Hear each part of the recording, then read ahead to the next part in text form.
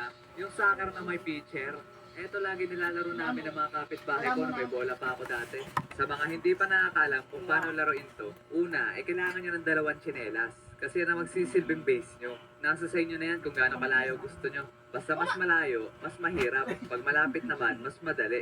At pagkatapos mo na ihahatiin na ang grupo sa dalawa, ang taya at ang masipa, pag taya kayo, kailangan nyo ng isang pitcher. Siya yung magpapagulong ng bola na para bang nagbo-bowling. Tapos yung iba niyang kasadpe ay mag-aabang sa iba't ibang pwesto para abangan yung bola. Kasi pag nasalo mo yun, ay sila na magiging taya. Pero pag hindi mo nasalo, ay offs lang yan, mga friend. Kasi pwede mo naman batuhin yung sumipa at pag natamaan mo, ay taya na sila.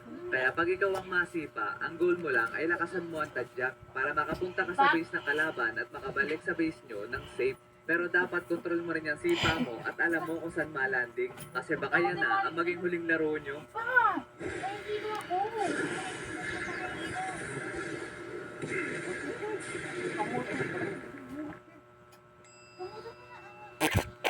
Crazy Rocket Boots.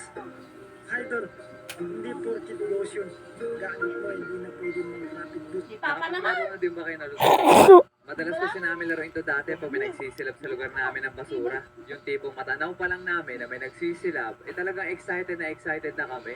Maghahanap na agad kami niya ng mga kalaro ko na lulutuin. Kasi pag natubok na ang apoy nun, kanya-kanya na kami makuha ng baga at doon kami magluluto. Kaya kada may magsisilab sa lugar namin, talaga nagiging master chef kami ng mga kalaro ko at nagpapagalingan pa magluto. Pero one day, isang araw, ay so nakakita, one rat, isang daga, dedo na, hindi na nahinga.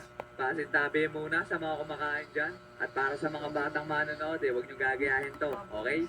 Kasi pawang mga eksperto lang nakakagawa nito. Ratatouille! Sinong gumawa nito sa'yo? Nadaga ng kaba netong pato? Huwag kang mag-alala, Ratatouille. Hindi masasayang ang iyong sakripisyo. Dahil sa'yo, makakagawa ako ng masterpiece. At pagkatapos nun, bumalik na ako sa mga kalaro ko at nagsimula na rin magluto. Ang naaalala ko nilagay ko doon ay tubig sabay dahon ng malunggay. Tapos nung nakulo na, doon ko lang nilagay yung aking secret recipe. Sorry talaga, Ratatouille. Rest in peace. Sabay pagkatapos namin lahat magluto, ay magtitipon-tipon kami at ipapakita ang mga niluto namin. At grabe yung lakas ng tili ng mga kalaro namin babae nung nakita yung luto ko. Sabay yung mga kaibigan ko namang lalaki ay tumawa na ng tumawa. Huwag kayong matakot sa aking recipe. It's my art, it's marissimo. It's a marissimo. It's a family recipe. Nakapaglaro na din ba kayo ng batuhan ng bola? Batong bata ang tawag namin dito pero di ko lang alam kung ganun din sa inyo. Madalas din namin laruin to dati sa school.